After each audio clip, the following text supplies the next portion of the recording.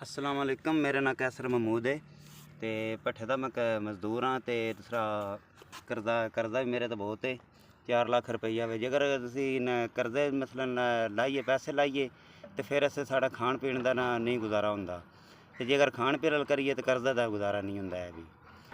4 मेरे बच्चे ने ते ना उन्होंने पैरी जुत्ती है ते ना ही ओहदा गल कपड़ा वे। बड़े परेशान हाँ असी। बेटा सी जरकान दा मैं मरीज़ हाँ ते इलाज वास्ते भी घर पैसे नहीं हैं ते बहुत परेशान हाँ। गर्मी की वजह तो जरकान भी है तो कम भी इस वजह तो नहीं हो रहा। तो मालक जेडे ने ये नहीं देंदे हैं खाण नूं, क्योंकि आखदे ने जेकर करदा लाओ अपना तो गर्मी में इन्नी हिट ना पै रही है तो ना कम हो रहा है। ते अपनी ये हालात है, ना घर हो सके चीनी है, ना पत्ती है, ना खंड है, ते ना ही आटा वे।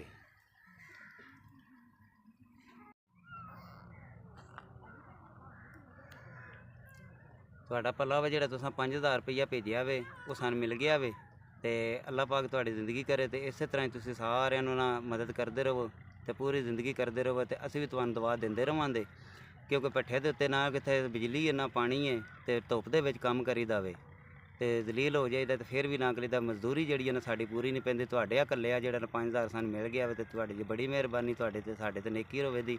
ਤੇ ਦੂਸਰੇ ਨੰਬਰ ਤੇ ਨਾ ਕਰੀਦਾ ਨਾਲ ਨਾ ਤੁਹਾਡੇ ਜਿਤਨੇ ਬੱਚੇ ਹਨ ਸਾਡੇ ਤੁਹਾਨੂੰ ਪੂਰੀ ਜ਼ਿੰਦਗੀ ਦੁਆ ਦੇਣ ਦੇ। ਮੇਰੇ ਵੀਰੇ ਜੇ ਕਰਜ਼ਾ ਲਾਈਏ ਤਾਂ ਰੋਟੀ ਔਖੀ ਹੋ ਜਾਂਦੀ ਏ, ਜੇ ਰੋਟੀ ਨਾ ਹੱਲ ਹੋਈਏ ਤਾਂ ਫਿਰ ਕਰਜ਼ਾ ਔਖਾ ਹੋ ਜਾਂਦਾ ਵੇ। ਮੇਰੀ ਦੁਆ ਹੈ ਤੁਸੀਂ ਜਿਉਂਦੇ ਰਹੋ ਵਸਦੇ ਰਹੋ, ਅੱਲਾਹ ਪਾਕ ਤੁਹਾਨੂੰ ਕਿਸੇ ਦੀ ਮੁਹਤਾਜ ਨਾ ਕਰੇ। ਅੱਲਾਹ ਪਾਕ ਜਿਕਣ ਤੁਸੀਂ ਮਦਦ ਕਰਦੇ ਹੋ ਪਏ ਇੰਜੇ ਤੁਸੀਂ ਅੱਲਾਹ ਦੇ ਤਰਫੋਂ ਬਿਹਤਰ ਨਾਲ ਮਦਦ ਕਰਦੇ ਰਹੋ। ਚਾਚੂ ਜੀ ਸ਼ੁਕਰੀਆ, ਜਿਉਂਦੇ ਰਹੋ ਵਸਦੇ ਰਹੋ।